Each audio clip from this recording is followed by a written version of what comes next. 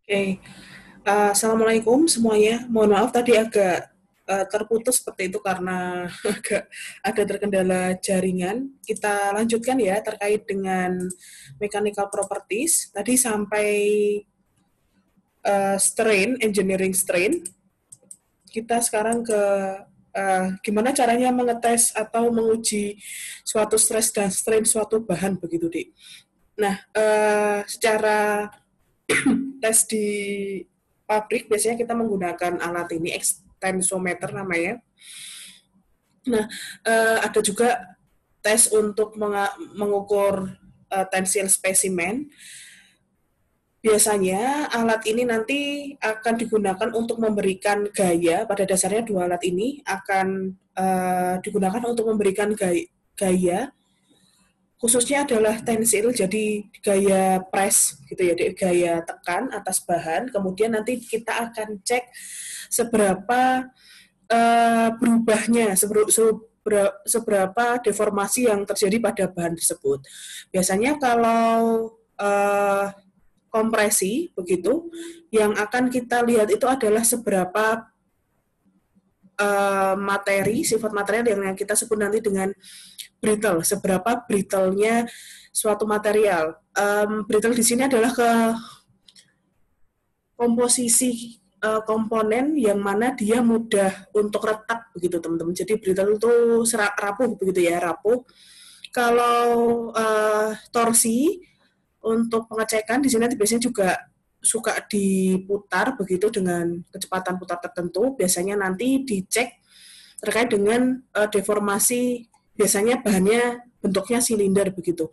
Nah, pada saat dikasih gaya geser yang berputar, apakah terjadi deformasi? Mungkin pada saat diputar itu kok tahu-tahu bentuknya jadi tidak simetris atau seperti apa, itu juga bisa dicek dengan alat extensometer ini.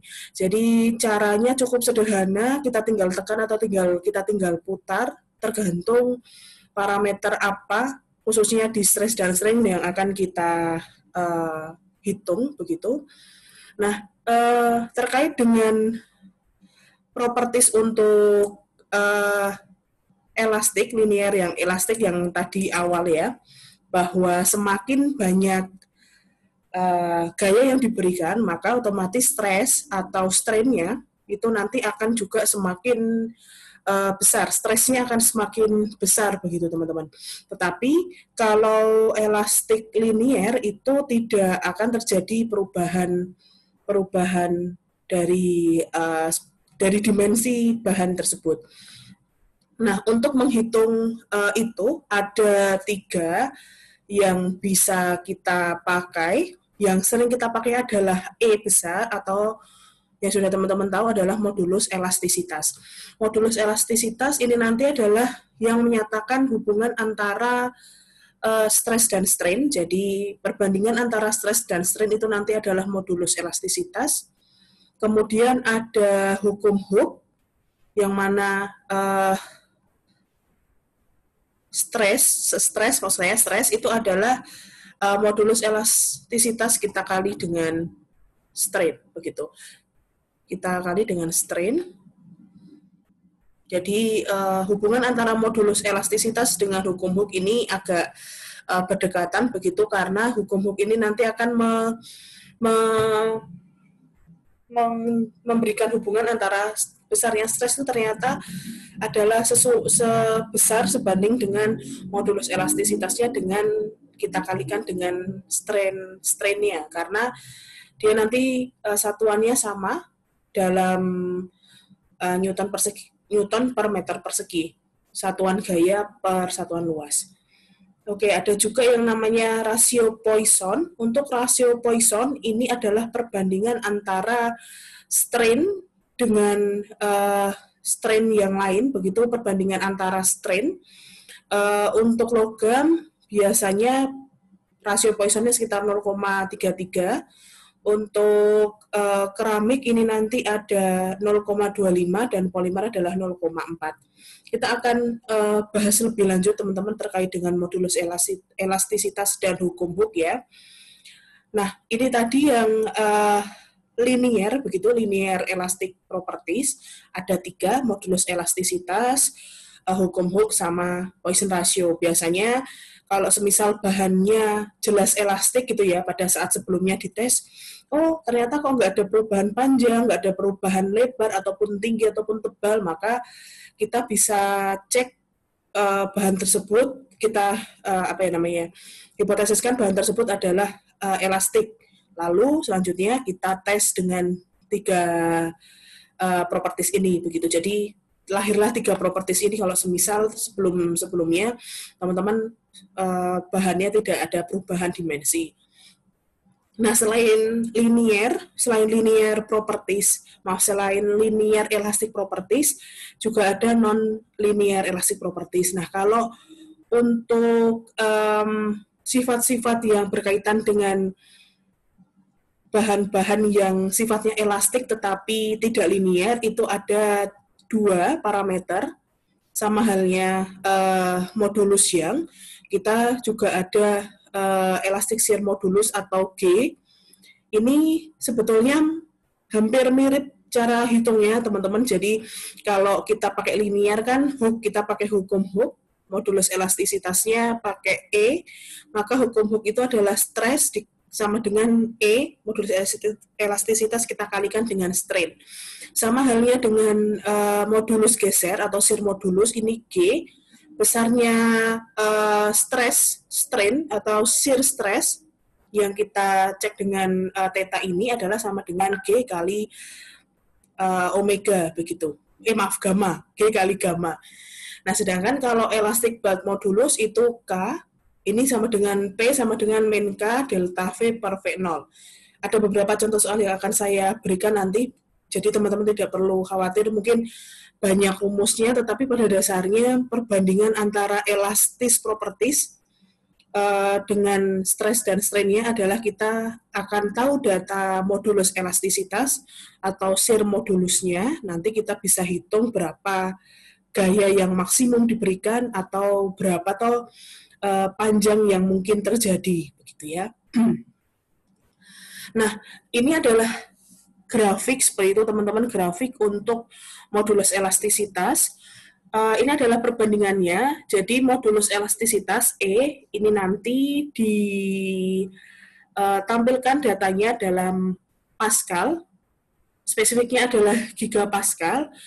Pascal adalah Newton per meter persegi, sedangkan gigapascal adalah 10 pangkat 9 dari Pascal, sehingga gigapascal adalah 10 pangkat 9 Newton per meter persegi. Nah, kalau kita lihat dari trennya, kumpulan logam, tungsten, molybdenum, steel, baja, kemudian nikel, kemudian paduan tembaga, zinc, kemudian titanium, silver, perak, emas, aluminium, dan lain sebagainya, modulus elastisitasnya dia ada di range 40 gigapascal sampai 400 gigapascal. Nah, kemudian kelompok bahan yang kedua yaitu keramik, mulai dari grafit, konkret ini beton, kemudian soda gelas atau gelas dari soda Na, jadi nanti di sini ada kandungan Na-nya di dalamnya. Kemudian ada kristal, silikon kristal, ada silikon nitrida, ada aluminium oksida, begitu, aluminium 3 oksida, kemudian ada silikon karbida, dan ada diamond. Ini memiliki range modulus elastisitas yang jauh lebih luas daripada logam, seperti itu teman-teman, dari 10 gigapascal sampai 1200 gigapascal. Sedangkan untuk polimer, ini hanya ada di 0,2 hingga 0,2 sampai 5 gigapascal. Nah, ini menunjukkan apa? Semakin besar modulus elastisitas suatu bahan, maka dia akan cenderung elastis, begitu teman-teman. Jadi cenderung elastis. Jadi intinya apa? Pada saat dia ditekan atau diberi gaya geser ataupun tekan tadi dengan berapapun gayanya, maka kecenderungan untuk bertambah panjang atau berubah dimensi, baik itu dari arah X, Y, dan Z, kalau semisal itu datar, itu sangat kecil sekali, seperti itu teman-teman. Jadi semakin elastis dia atau semakin tetap gayanya. Jadi ini bisa kita simpulkan begitu dari data bahwa polimer ini sifatnya cenderung plastis, yang mana jika kita sedikit saja berikan gaya, maka perubahan atas panjang yang semula-mula gitu, yang mula-mula akan jauh lebih banyak. Seperti itu. Oke, kita langsung masuk ke contoh soal nanti untuk latihan. Untuk ini mungkin saya selesaikan dulu teorinya ya, setelah itu nanti saya akan buat video terkait dengan contoh soal yang dari Kalister, biar nanti teman-teman ada gambaran. Lanjut, untuk deformasi plastis, tadi intinya teman-teman akan terjadi perubahan begitu ya pada saat diberikan gaya. Jadi ini adalah grafik begitu hubungan antara stres dan strainnya. Nah, kalau pada saat awal, jadi stres tidak ada dan kemudian strainnya nggak ada, jadi pada saat diberi gaya begitu, maka akan strainnya ini jadi apa ya, panjang akhir. Pada saat diberi gaya, dia juga ada perubahan begitu, ada perubahan panjang. Jadi kalau kita bandingkan dengan grafiknya elastik tadi kan seperti ini ya. Jadi grafiknya cuma satu. Jadi antara stress dan strain itu dia tetap satu. Jadi pada saat kita tambahkan gaya maka strainnya segini. Tapi kalau plastik dia ada dua arah dan ada permanent plastic after remove. Jadi pada saat gaya itu diberi begitu ya, pada saat gaya itu diberi kalau di elastik akan terjadi perubahan yang namanya panjang begitu ya. Kalau saat diberi gaya teman-teman. Jadi kalau semisal gayanya sekian, panjangnya strainnya sekian, berarti kita bisa hitung gaya panjangnya pada saat diberi gaya. Tetapi kalau gaya itu kita berikan 0 begitu, dia ya sudah 0 lagi begitu deh. Itu adalah elastik. Tetapi kalau plastik berdasarkan dengan grafik ini, kita kasih gaya sekian, nanti strainnya jadi sekian nambahnya. Kemudian kita kasih gaya sekian, nanti dia nabrak di sini begitu ya grafiknya, nanti turun, ternyata strainnya sekian, sehingga kita bisa hitung panjangnya. Nah, bedanya grafik ini dengan yang sebelumnya, pada saat dia dikembalikan ke akhir, ini ada perubahan panjang di titik omega P ini. Jadi perubahan panjang secara plastik. Jadi kalau semisal nanti setelah diregangkan, jadi pada saat ditarik kemudian dilepas gayanya, kalau plastik bahannya dia langsung ada perubahan panjang nih. Nah, perubahan panjang ini kemudian kalau diberi gaya lagi dia akan molor lagi atau berubah lagi panjangnya, kemudian setelah kemudian dia dilepas gayanya dia akan nambah lagi. Jadi pengulangan pemberian gaya itu nanti akan berdampak kepada grafiknya. Ini adalah pemberian gaya pertama, kemudian setelah selesai, dilepas begitu gayanya, yang awalnya 0, panjangnya jadi di sini titiknya. Lalu pada saat diberi gaya lagi, nanti grafiknya yang akan teman-teman pakai adalah yang ini begitu. Lalu setelah dilepas, nanti titik ini akan bergeser ke sini, ke sebelah kanan sebesar omega P, tergantung dari sifat elastik dari bahan tersebut. Kemudian diberi gaya lagi, nanti dia akan manjang. Jadi semakin panjang, semakin beberapa kali bahan itu diberikan gaya, maka akan bertambah strain-nya. Itu yang disebut dengan elastik deformasi. Nah, itu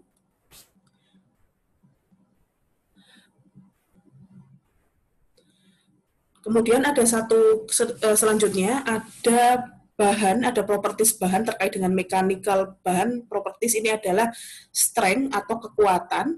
Jadi kalau kekuatan ini dilihat dari yield strength. Jadi ada satu properties yang namanya yield strength. Dia sama seperti modulus elastisitas. Di sini intinya kita akan berikan gaya dengan satuan luas seperti itu.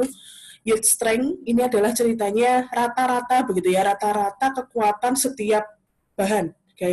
Bahan. Kalau logam ini ada di 10 hingga hampir 2000 megapascal. 2000 megapascal berarti sekitar 10 kali 10 pangkat minus 3 berarti 0,01 gigapascal hingga 2 gigapascal untuk yield strength-nya. Jadi rata-rata kekuatan setiap bahan. Kalau polimer jauh lebih rendah dari 0,01 gigapascal hingga di sini sekitar 90, 0,9 gigapascal. Nah, untuk keramik di sini susah begitu dihitung untuk yield strength-nya karena yield strength ini caranya menghitung adalah teman-teman akan melakukan pemberian gaya setiap saat gitu, senantiasa memberikan gaya sehingga pada akhirnya dalam N tertentu begitu ya. Jadi yield strength ada metode untuk mengukurnya. Jadi kita akan berikan gaya semisal 10.000 Newton 10 kali. Mungkin gaya tekan. Jadi gaya tekannya selama 5 menit. Jadi 5 menit pertama kita tekan 10.000 Newton. Kemudian kita lepaskan. Kita berikan lagi yang kedua. Kita berikan gaya lagi yang ketiga hingga ke N gitu. Misal ke 10 gitu ya. Nanti tergantung testing untuk masing-masing material dan masing-masing pabrik juga. Nah, ini nanti hasilnya berapa atau megapascal yang diberikan dan kemudian berapa sampai dia ini rusak begitu, sampai dia brittle itu nanti bisa dihitung. Nah, ini adalah datanya. Nah, kebetulan kalau keramik bisa teman-teman bayangkan keramik itu kan salah satu jenisnya kan ada keramik, ada kaca, kemudian ada beton. Begitu pada saat teman-teman beri gaya, dia akan brittle ya, jadi langsung pecah sehingga yield strength di keramik tidak bisa kita ukur lebih jauh dengan peralatan. Tetapi untuk kecenderungan untuk besarnya yield strength pada saat dia pertama kali kita beri gaya, dia langsung tinggi sehingga urut-urutan untuk yield strength adalah keramik memang yang cenderung paling tinggi karena relasi dengan modulus elastisitas tadi yang sangat elastis tadi, maka besarnya pun juga range-nya jauh begitu ya dibandingkan dengan logam yang ini. Maka jika modulus elastisitas keramik lebih tinggi, otomatis yield strength-nya keramik pun juga lebih tinggi daripada logam dan daripada polimer begitu. Nah, ini adalah yield strength, jadi kekuatan-kekuatan data yang diberikan atau yang disampaikan kepada bahan dengan beberapa perlakuan. Ada yang dianili, ada yang dianil, ada yang di hot roll, ada yang di cold work, ada yang cold drawn. Nanti teman-teman bisa pelajari ini nanti pada saat pengerjaan logam ya. Seperti itu untuk yield strength. Properti selanjutnya ini adalah tensile strength. Jadi kalau yield strength tadi kan ceritanya kekuatan rata-rata suatu logam atau suatu bahan, baik itu keramik dan polimer, agar dia sampai mana atau sejauh mana bisa kita berikan gaya begitu. Oh, ternyata kalau keramik belum bisa dihitung. Kalau semisal timah murni, ternyata maksimum gaya yang kita harus berikan ke sana adalah 10 megapascal. Kalau semisal tungsten murni, di sini ada di 800 megapascal begitu. Nah, tensile strength juga seperti itu. Kalau yield strength tadi, kita biasanya berikan gaya dengan berbagai macam model. Kita tekan, kita geser begitu. Tetapi kalau tensil lebih ditarik begitu, Dik. Nah, ini contoh untuk jadi tensile strength akan berdampak kepada profil deformasi masing-masing bahan. Entah itu logam, entah itu polimer, entah itu keramik begitu. Nah, kalau logam biasanya yang awalnya seperti ini bentuknya. Nah, setelah diberikan tensil maksimum begitu ya, tensil strength maksimum yang awalnya diameternya sedemikian rupa, dia akan berubah diameternya tetapi jauh lebih tinggi. Lama kelamaan dia akan agak menciut begitu di diameter tengahnya, menciut lagi hingga tidak ada diameternya begitu. Jadi tidak ada diameter tengahnya, diameter tengah nanti sama dengan 0, sehingga jika tensile strength ini kita tambah terus, maka dia akan retak di sini, dia akan brittle di sini. Begitu. Nah, tensile strength atau TS ini adalah maksimum kemungkinan engineering strength in tension. Jadi pada saat dia ditarik sedemikian rupa, maksimumnya itu di mana tahu? Oh, kalau logam pada saat dia sudah di sini.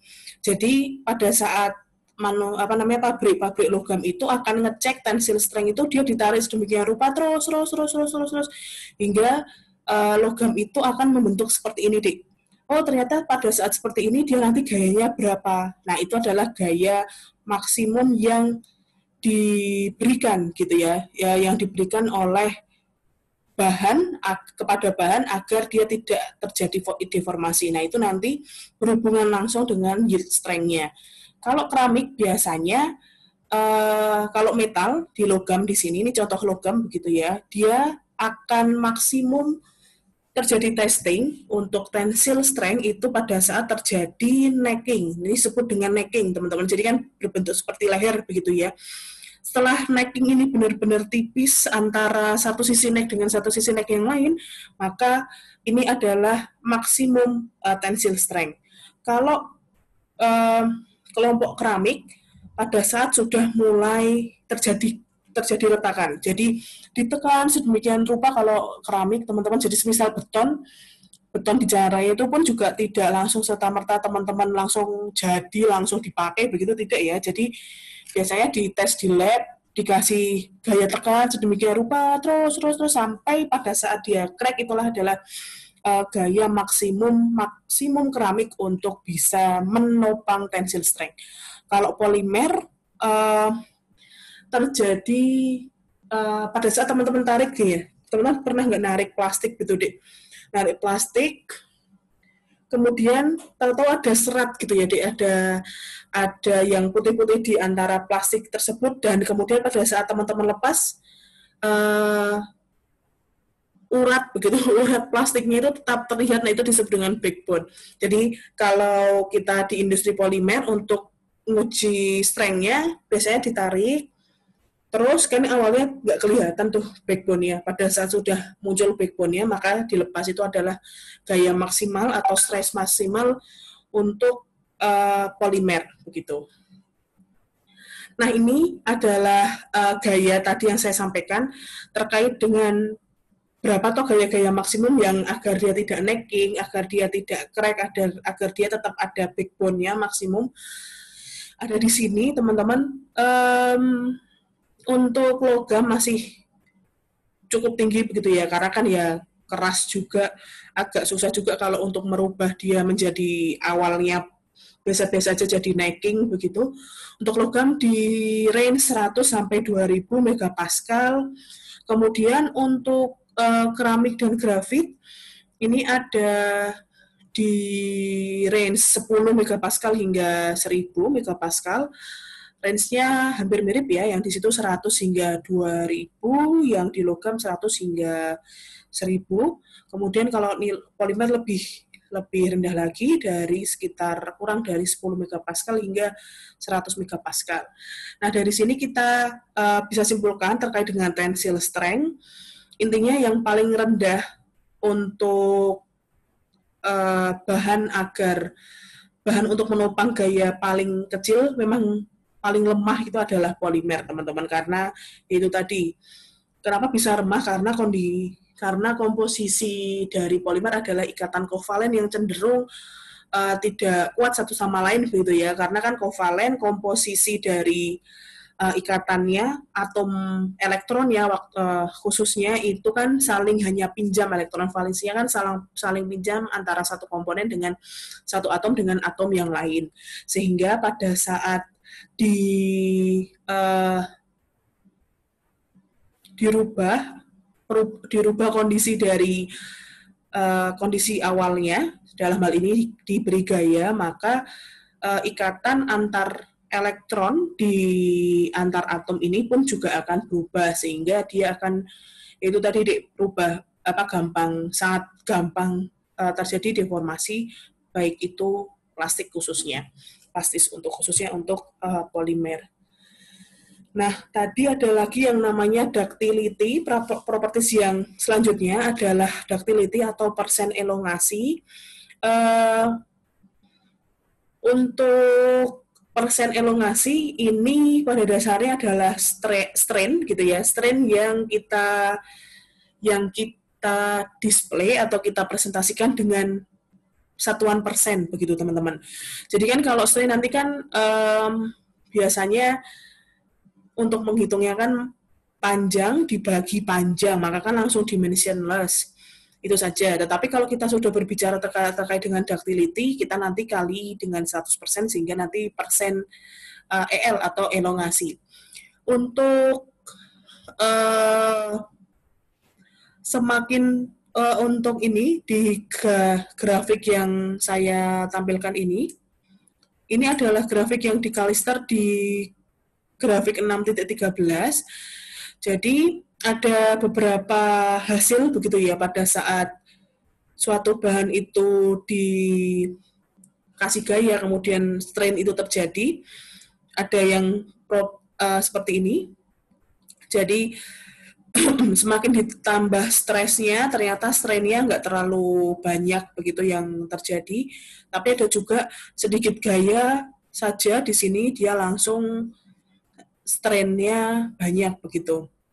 Nah, ini nanti akan menghasilkan dua kesimpulan begitu teman-teman. Dua kesimpulan. Yang pertama, yang grafik biru ini memiliki angka persen elongasi yang lebih kecil begitu ya, lebih kecil, smaller persen EL. Nah, kalau semisal persen EL ini nanti kurang dari 5%, maka kita sebut bahan itu brittle atau kerusakannya lebih kepada retak begitu ya teman-teman. Kalau pada saat kita beri gaya, tetapi kalau persen elongasinya tinggi, jadi lebih besar sama dengan 5%, maka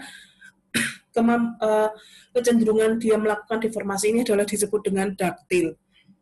Jadi ductile tidak ke retak, tidak ke pecah begitu, tetapi kalau ductile lebih ke jadi lebih molor begitu untuk ceknya. Nanti teman-teman akan saya minta untuk review kembali istilah-istilah yang ada di mechanical properties ini ya. Ini sepertinya untuk persen EL atau ductility dan brittle. Lalu untuk toughness ini pengertiannya adalah energi yang diberikan untuk berapa besar energi yang digunakan untuk merusak struktur bahan, begitu teman-teman, merusak struktur bahan. Jadi untuk keramik biasanya tidak terlalu toughness gitu ya, berarti dia tidak terlalu tangguh bahannya, karena sedikit gaya dia langsung areanya langsung kecil, jadi toughness-nya rendah. Lalu yang memiliki toughness paling besar itu adalah logam, karena pada saat dia diberikan stres kemudian dihasilkan strain, dia masih memiliki area yang cukup besar daripada untuk deformasinya begitu, sehingga area ini yang disebut dengan toughness dia paling tinggi untuk logam, sedangkan sisanya terkait dengan polimer ini yang lebih yang kedua rankingnya. Jadi dari sisi toughness keramik ini jauh lebih rendah dibandingkan polimer dibandingkan logam. Jadi dari sini kita bisa simpulkan bahwa keramik ini strength-nya bagus, kekuatannya bagus, tetapi tangguhnya yang kurang begitu deh. Jadi kekuatan menimpa gayanya jauh lebih tinggi, tetapi juga gampang rusaknya begitu. Kalau hardening ini ceritanya kita nambah gaya begitu, pada saat terjadinya deformasi plastik. Ini nanti kita bisa bahas lebih lanjut ini di mechanical metal reforming atau pembentukan logam ya di minggu selanjutnya. Insya Allah itu teman-teman, kita ini lebih kepada measuring atau pengukuran modulus elastisitas. Jadi ini mekanisme alatnya kok bisa kita ngitung E itu dari mana. Ini untuk menghitung kekuatan seperti yang sudah saya sebutkan sebelumnya. Insya Allah itu untuk material mechanical properties. Selanjutnya kita ke next video untuk contoh soal ya. Terima kasih telah menyimak saya. Kita ketemu di video selanjutnya. Wassalamualaikum warahmatullahi wabarakatuh.